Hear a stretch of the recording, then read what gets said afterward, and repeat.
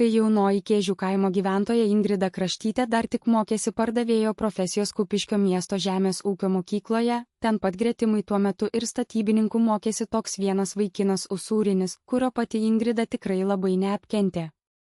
Dabar apie tai, kas dėjosi šioje profkėje dar toliau tą pačią vasaros dieną, kada antrakursis statybininkų mokinys Usūrinis išsitepęs visas dažais iš po praktinių pamokų nuėjo į mokyklos bendrabučio dušą maudytis ir ten jį nuogą pamatė dvi merginos draugės.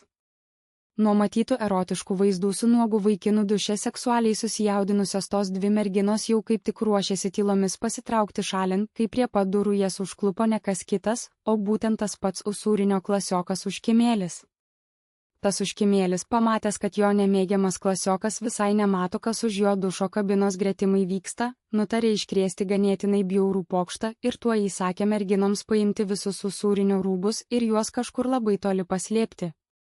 Kad po maudynių Usūrinis neberastų savo rūbų ir jam būtų padaryta gėda viešai rodytis nuogam. Taip ir atsitiko, išėjęs iš dušo kabinos vargšas Usūrinis neberado gretimai padėtų nei savo rūbų, nei batų, greitomis savo nuogumą prisidengė šalimais rastu kažkieno chalatu, jis basas išbėgo į lauką. Dar bandė prašyti bendrabučio vedėjos Katilienės, kad ji jam padėtų surasti pavogtus rūbus, bet ta tik parodė jam šaltą abejingumą. Teko jam su chalatu apibėgti kone visą mokyklos teritoriją, kol galiausiai viename konteineryje jis surado numestų savo paties rūbus ir batus. Štai kaip piktai su juo tada pasielgė klasiokas Užkimėlis. 2004 metų rugpjūtis.